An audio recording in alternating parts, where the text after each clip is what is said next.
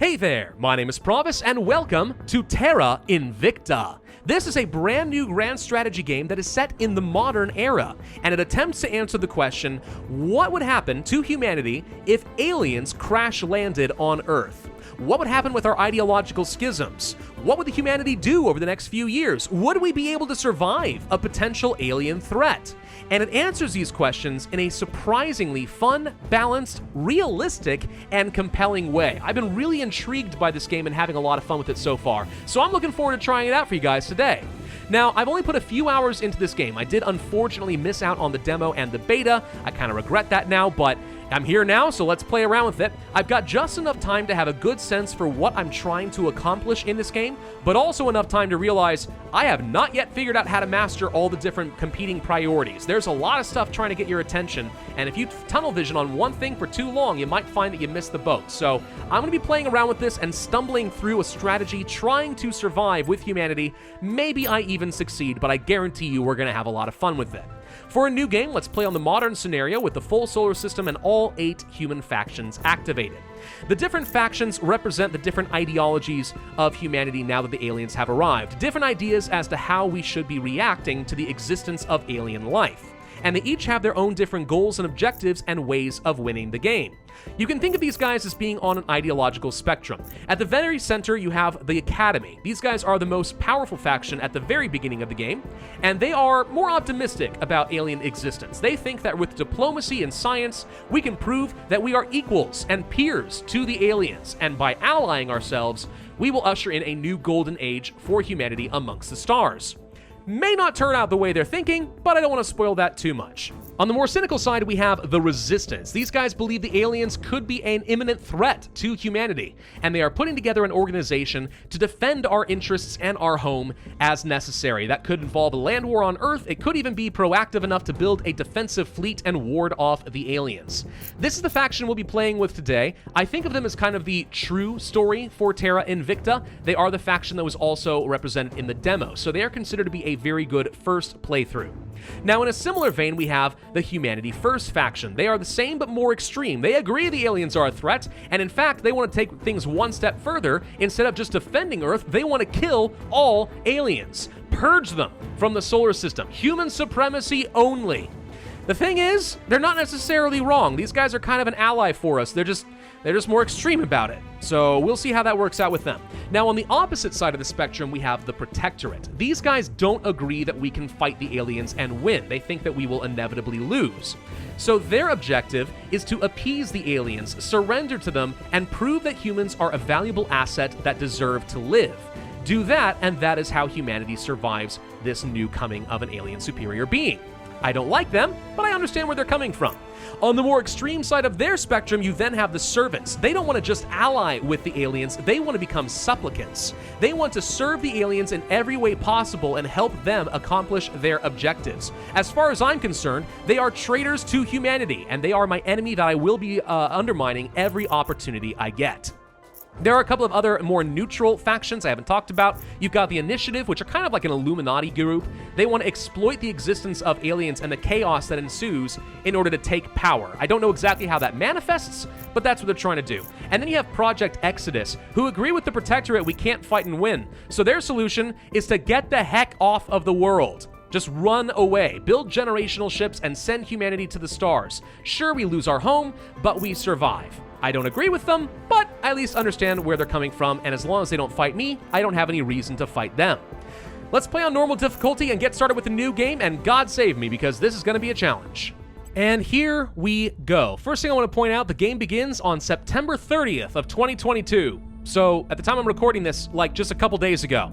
Yeah, when I say this game is modern, I am not kidding. An alien vessel has crashed in Damascus, in Syria. Interesting to note, why are the spacefaring superior aliens crashing on our planet? That seems kind of stupid of them. And even more unusual, why is their wreckage unrecoverable? Are they self-destructing so the humans can't get to them? Where's the alien? We don't know. So there's a bit of foreshadowing going into all this, but I won't dwell on that too much. This is our chief of staff. Every faction has a different one. She's kind of like our advisor and the face of the operation. Right now, she has assigned me a mission to investigate the alien activity, and I do plan on doing that. Now, There's a lot that we need to cover in this first video. You may have noticed we're 5 minutes in and I've barely done a dang thing. All grand strategy games kind of run into this problem, and I'm going to try to give you a brief overview of what's going on without dwelling on it too much. And then hopefully I can give you more depth explanations of stuff as they become more and more relevant. What you need to know at the beginning of the game is we are trying to consolidate some power and build up an economic and scientific base for our faction. We are not picking a single nation and then just playing with that for the entire game and blobbing all over the earth. We are a supranational organization, and the way we gain power is by infiltrating and controlling different levels of government in a country. These are represented by the different nodes, which represent key infrastructure or government agencies that are necessary to have power. Control all of them all the way up to an executive branch, and you have full control of a nation and can direct its national policy.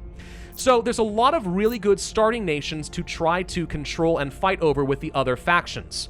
The one I'm going to be going for is the United States for a number of different reasons. One, we've seen enough Hollywood movies to know that if you want to fight the aliens, you need the Americans on your side. It's really not optional. So I'm going to go for this. They are also the most powerful nation at the beginning of the game, but they're kind of hard to take over. It's going to take a lot of effort on our part. These guys have some of the best science production in the game, a very strong economy. They have a space program. They can control a lot of stuff in space. It's quite good. Their problems primarily come down to internal strife and polarization. If we can fix that, they'll be fine. They also have a really large nuclear arsenal and the strongest military in the game, which we can definitely make use of. So these guys are very good, but as I said, difficult to take over. It's going to be a lot easier to take over the US if I first control its neighbors, namely Canada and Mexico. So we're going to infiltrate these two nations and then use that to try and control the United States. Now, how do you control a nation? Well, there's a few different ways. The first things first, if it is a nation not controlled by your enemies, then it is an open control node. What you need to do is use your agents, your counselors, to try and just take control of a node outright. These are your counselors right here, if you click on this button. And right now we only have 2, though I will be able to recruit more, and that's actually going to be a very high priority for me.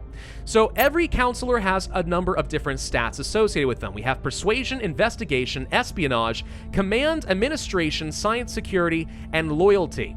And then they can produce income for you depending on their stats, various different traits associated, or any organizations that they control. But we'll come back to a lot of that later. All of these attributes contribute to their success chance for different missions. And it's worth noting, not every counselor can do the same missions. For example, Ezekiel can do a coup d'etat, whereas Elias here cannot, right? There are ways of adding on extra missions and capabilities onto these characters, but that's more complicated. We'll come back to that later. For now, the most important thing for me is to be able to persuade people to join in our side through public campaigns and then control node nations. So that's the first thing I'm going to do, is I'm going to click on, let's say, Ezekiel over here in North Korea, and we are going to do a public campaign in Canada. It's a 67% chance of success. We could spend money to boost that up, but I'm going to save my money for now. And we're going to click on this button. He's going to fly over here, and that's his new job. Where to? Then for Elias, we're going to start by investigating alien activity in Syria. I want to find out what they are up to and fulfill some mission objectives. So let's click on this. This is going to spend 5 op points. That's another currency I will explain later. For now, we're just sending them over there. Now, this game operates in phases. So at the very beginning of the game, every phase is divided up into 1 week. You have a moment where the game pauses, you assign all of your counselors, you confirm assignments, and then you can unpause the game and time starts to flow. Eventually, very soon, those phases will be broken up into 2-week increments instead of 1. So you could kind of consider this to be almost like a turn-based game, but with a little bit more time to react to things in between. Now, we did succeed in our mission in Canada, so now we have 14% control of public opinion. We're going to repeat this mission, and in the next phase, they'll automatically go ahead and start doing that. The UN Security Council is meeting. Okay, so now we could remain in the shadows, steer the UN support toward the resistance, gaining some influence and a bit of public opinion, or we could deliver our manifesto to the world, reveal ourselves, our enemies get a lot of intel on us, but we get a lot more influence. I'm going to start by doing this. The Academy have announced themselves, Project Exodus have announced themselves, and everyone else so far is being fairly quiet, but okay. That should boost up our support just a little bit. We are now up to 19%, which is going to make it a little bit easier to control this nation when the time comes. Okay, so what are some of the currencies we have to work with? I'm just going over it very, very quickly. We have money, which is useful for a lot of things, like buying space components. Here's what we found. Influence, which can only be generated by your counselors or various organizations we will take over. This is necessary to sway people. We can spend it to increase our mission success chance in a lot of areas. It's a very, very important early game resource. We did just complete our objective of investigating the alien crash site. As a result, we get 20 more influence and some science points. That's nice. Now we have a new mission to research alien signatures. We'll come back to research in a minute. Ops points are also generated by counselors and organizations. These represent your ability to conduct espionage and combat operations, so you need a lot of this.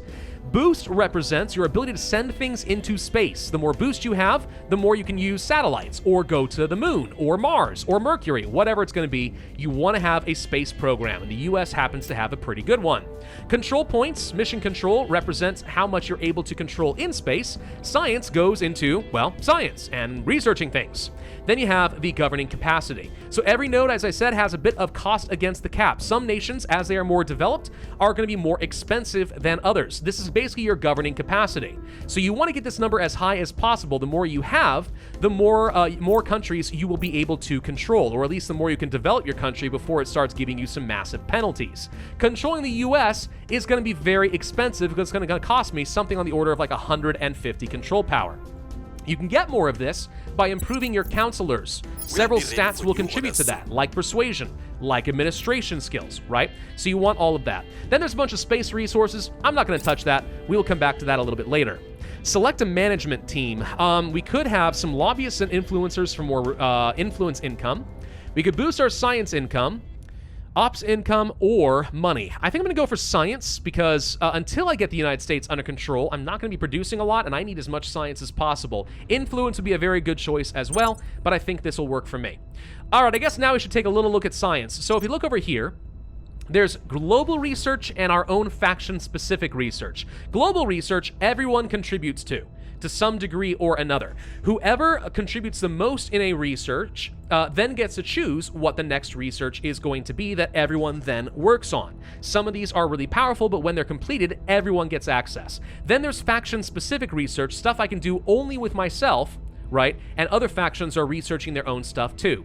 We can prioritize some of our research points going into something and speed stuff along. So for example, we are not alone. Audience research I want to finish. We can prioritize this, and you can see it's just splitting the priorities based on how many of these little pips I am putting in here. So this is what I'm going for.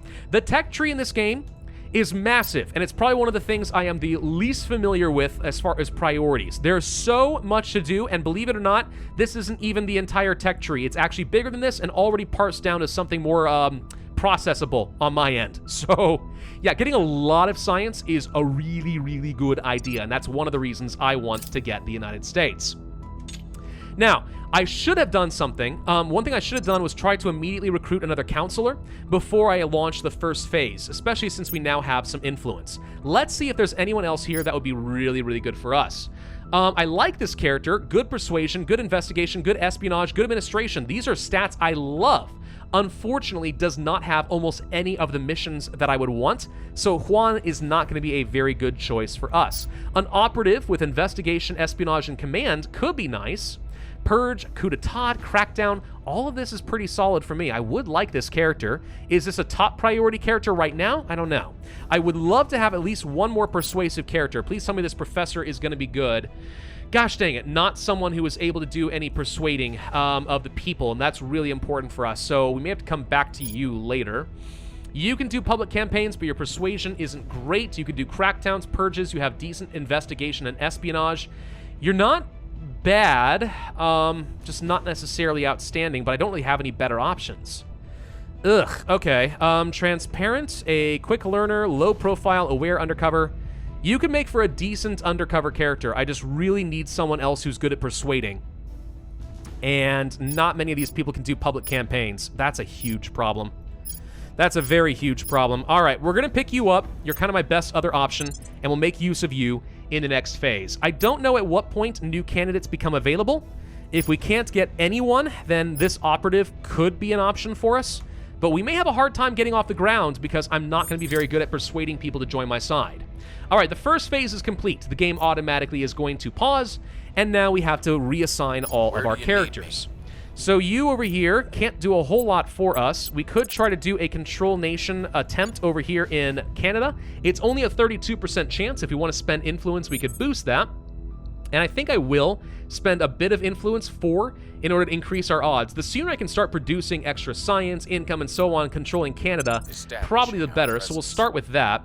And then you, even though your persuasion skill sucks, I'm going to go ahead and send you over to Canada and try to boost this up as well. Not going to spend my money, though. So that's going to be all of our guys assigned, and we're just going to continue moving forward. Unless there's another good counselor we can pick up.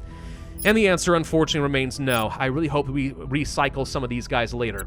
With your counselors, by the way, as they complete missions, they do gain XP, so you'll be able to start augmenting these guys to do other things, which can be nice, just boosting up their skill. The maximum skill level is 25, just so you are aware.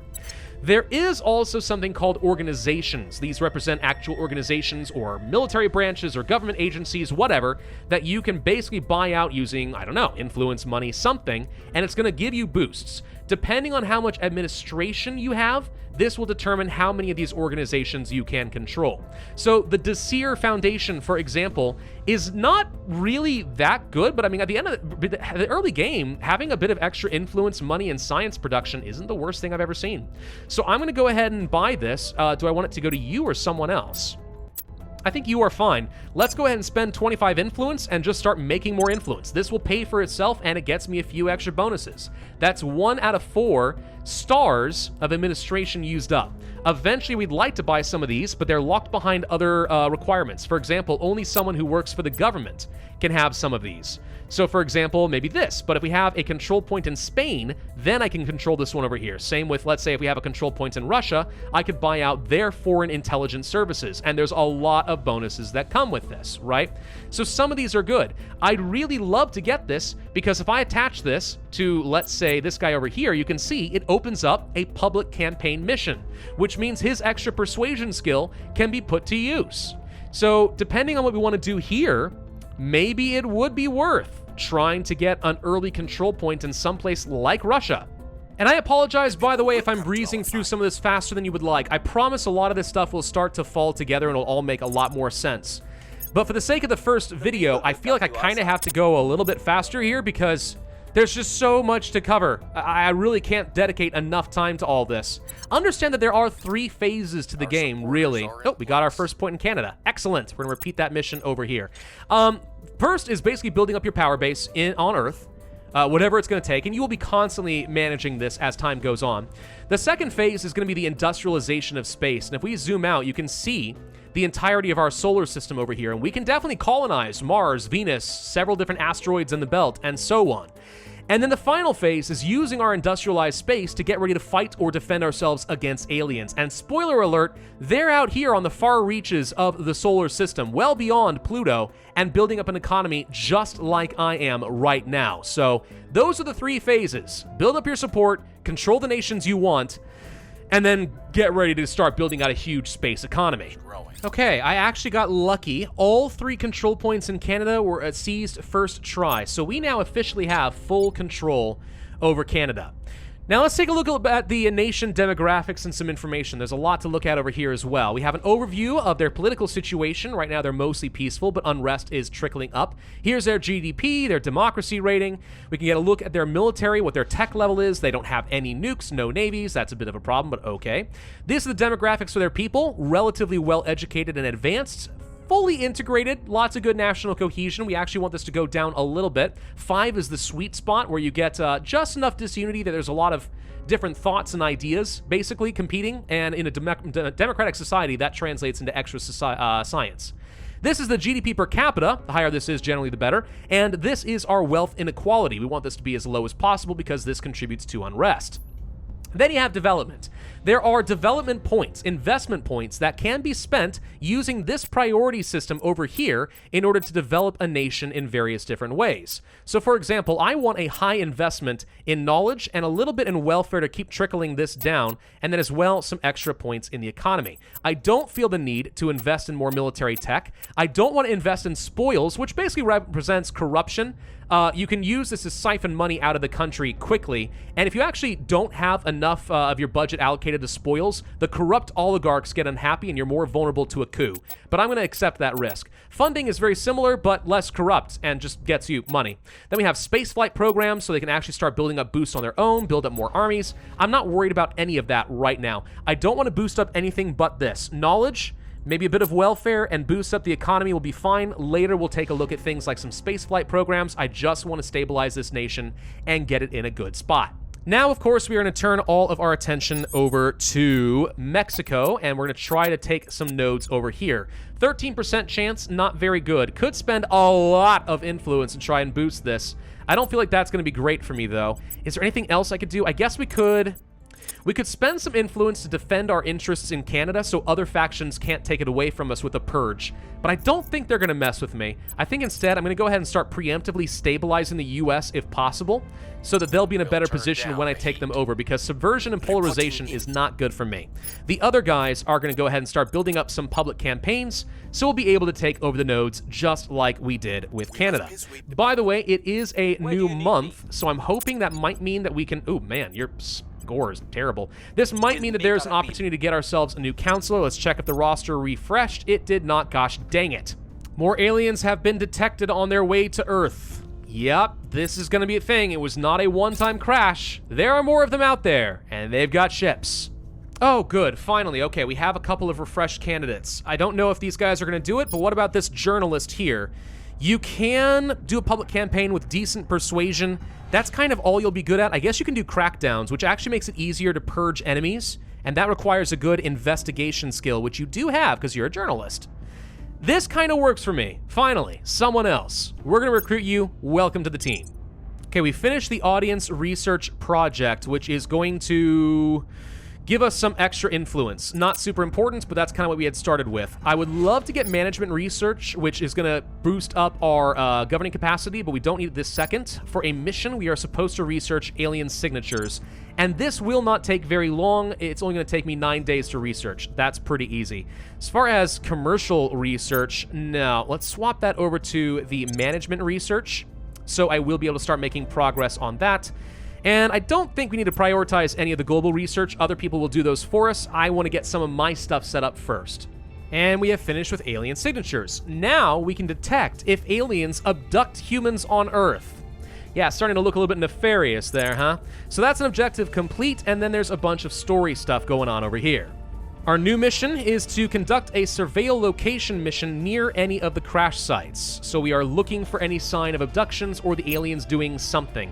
We also need to research Skywatch and Deep System Skywatch global techs, and then the alien origin, so we can try to figure out where the heck they're coming from. And then finally, they want us to salvage some alien technology, either from alien facilities, landed UFOs, habitats, warships, or armies. This one probably isn't going to happen for at least a bit. Okay, new UFO just crashed on Earth in France. We are going to need to surveil that soon. So let's get to the next phase, which should be right about now. So our espionage character, it would make a lot of sense to surveil a location all the way over here in France. So let's do that and see if we can find out anything there. Otherwise, we will be investigating some of the aliens. What are the other factions doing, by the way? It looks like the Servants are taking over the UK. I do not like that. The Academy has taken over France, and part of Italy. They're fighting over that right now. Anyone going for, let's say, China? Because China's the one that scares me. No, it doesn't look like it. What about Russia? No one's going for Russia either. That's good.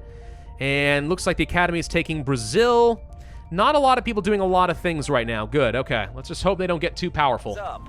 And okay, here's a new problem. Xenoforms have been detected in the Lyon region. So now there seems to be some sort of alien microbes and plants building up in France. So this is a kind of huge problem, and not just because I work for the Resistance and I'm scared of this kind of stuff, but like literally, they could be dangerous for me. Aliens are going to be able to start... I don't want to spoil it too much. I'll come back to that. They're basically going to start spreading. If we don't find a way to deal with these alien life forms at some point, it's going to spread to other nations. And there are some very scary, disastrous consequences that can happen from alien life forms spreading. I need to find a way to deal with this at some point. We now control 2 points in Mexico. Excellent. For now, let's see. I actually think that with Mexico, I don't care about much. I'm actually going to do some spoils, because I kind of plan on dumping Mexico for the US at some point. So let's forget some of this stuff. I'm okay with like building up some welfare spending just to reduce some of the inequality and some problems there. I'll go ahead and spend a little bit toward, let's say, some unity, but mostly I'm looking to extract some easy cash so I can spend that elsewhere. Again, I'm using jump cuts here because a lot of this game is ultimately in phases, and unless I've changed my objective, you can assume that I'm still moving forward. I'm not trying to breeze through the game so much you're not seeing everything. It's just there is actually a lot of points where not a lot is changing. I am now moving away from Mexico and starting to build up some support in the USA because it's going to take a long time to get enough public support that I can easily start taking over all of their control points. So the sooner I can get started over here, the better. So 2 people are persuading in the US. We have enough public support with Mexico. I think I can take over the rest of their nodes. And remember, the more control I have in Canada and in Mexico, the higher my success rate for pretty much any persuasive mission in the US. In fact, it's borderline impossible to take over their nodes unless you have taken over their neighbors first. That's why I've been doing things this way.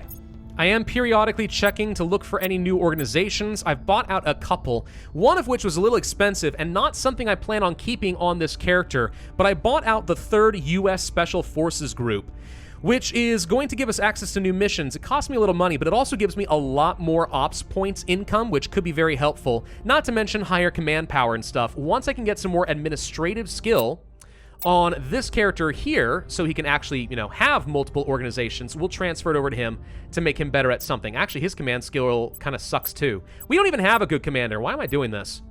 Well, at the very least, getting some extra research, getting some extra ops income, plus also making it more effective to invest money into military is not bad. Now I kind of regret buying that, but at the same time, we're also denying it going to our enemies, so I guess it's not the worst thing ever. We now control 3 out of 4 nodes in Mexico. I don't feel like I need to continue trying to do public campaigning over here. Let's swap over to the US. This guy's ability to do this was a 30% chance earlier. Now it's 37% chance. So each node seems to give you enough of a boost. Yeah, you can see here, actually, it's almost like getting free persuasion points. Control points in neighbors is boosting me up by 5.1. So even though this person sucks at persuasion, it's almost as if I have a 9.1 persuasion skill. Which, by the way, with a 9 skill, only 37% chance, you can see how hard it is to convince the freaking Americans. And now I have 4 nodes in Mexico. Finally. All right. With that done, it's time to start rolling the dice in the US. This may be hard to do. What's our current success chance? 10%. Yeah, that ain't much, is it? Yeah, you really need to spend a lot of time making these guys happy. I guess we could go ahead and try to stabilize the US a bit more, so we can start getting rid of some of this subversion for now. I don't remember if high subversion helps me to boost up opinion here or not. I don't know that it actually affects me at all right now, but if I do take over the US, we need this back down to 0. So I don't think it's going to hurt me to at least preemptively start improving this. We do have some extra XP that I can use. I'm going to go ahead and augment you with some extra persuasion. Could actually also buy out some traits if we wanted to, but I don't see that as super duper important for me. So let's go ahead and do that. Buy out a little extra persuasion, make you more likely to be able to win in the United States when it's time to control some nodes, at least by a little bit. Now, something to note, the cap points up over here. The higher your persuasion, command, or administration skill, the more of these points you get. So since I'm taking over the US and I know I'm going to be well over my cap and it's going to be a problem for a while, every XP point that I've got is going to go into one of those 3 skills. I need it to be as high as possible. So what's our success chance in the United States now that we have a huge chunk of the population on my side? If we spend some influence points, it's a lot to spend, but a 62% chance to finally start getting into the first node of the US, start taking advantage of all that science and that money. I think that's worth it. We're going to give it a go. There's our first one. Beautimus. All right, and we are up to 68% support from the people. Okay. We're going to keep doing this as much as I can, but the result is now I control part of the American budget. We need to burn down some of that inequality in the income because that's creating a more polarized society. I want to invest in knowledge as well, but for now, the most important thing is to try to get those taken care of. So let's spend everything I've got in building up unity so we're not going to be a polarized nation anymore, at least ideally, and start burning down that income inequality. The more nodes I control, the more quickly I can accomplish this goal. I should also note that we now control an army, which is cool. You can actually see from this star icon right here that different levels of government can have armies. The US starts with 6 armies, so every level of government gets to control this. If I wanted to, I could now start bullying different nations on Earth.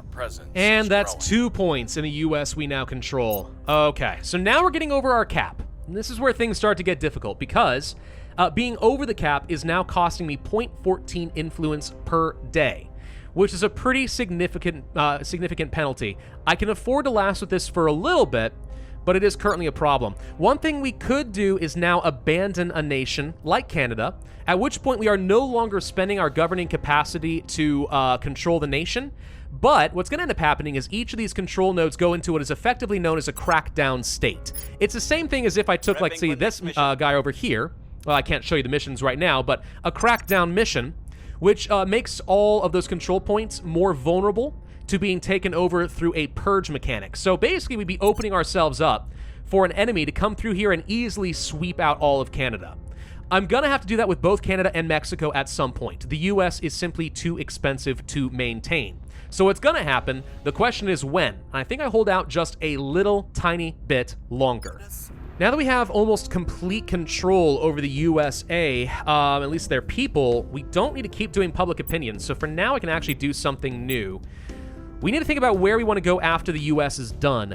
One thing that would be very interesting, we're going to move over to Kazakhstan. I know, that sounds weird, right? Kazakhstan, of all places, really? Yeah, because they actually have the best cosmodrome in the game. It gets you more boost even than NASA. So controlling this would be fantastic. Now, of course, it's kind of in a faction with the Eurasian Union, also known as just Russia. So we want to break it away from that because a lot of its boost is not actually sticking to this nation. Some of it's going off to Russia right now. But if we could get control of this nation and then break them free, that would be pretty powerful. Other good options might include, let's say, taking over Israel, a very good, small, easy nation to control. That can get us a lot of extra mission control and boost if we want to redirect their funding. We could try to move on to something else bigger, like India, but you can imagine that's going to take a lot of control points, and I don't have that right now. So I think I'm going to go ahead and start building up some campaigns over here in Kazakhstan. And we get a 3rd point in the United States. Beautiful. Okay, so clicking on this, we now fully control the financial sector, the regional authorities, and corporations in the US, and have 3 armies to boot. Now we need to move on to getting the mass media, the legislature, and finally the president under control, but we are well over our cap. That does mean in a place like Mexico, I'm now going to have to abandon the nation. Sorry, buddy. They're now all in that crackdown state that I was talking about, but that saves me a lot of my cap, so I will be able to continue building up some influence. In the meantime, I think that's a good place for us to end this first video. Half the US is under control. Things are looking pretty good. If we can fix a lot of the internal issues in the US, especially their income inequality and their polarization, we'll be able to turn these guys around and start reaping in a load of resources. It's gonna be so gosh dang good for me. But getting ourselves set up, that's the real trick. Thank you all for watching. I hope you're looking forward to this series. Again, I'm not totally sure how to do a lot of the pacing of this, but I'm going to continue using jump cuts and just mostly jumping in on strategic flashpoints when I'm changing a direction or doing something new, and then we'll just keep going from there. If you guys like what you're seeing, be sure to hit that thumbs up button and leave a comment showing your support so I know to continue doing this series. Subscribe if you have not already, and I will see you guys next time.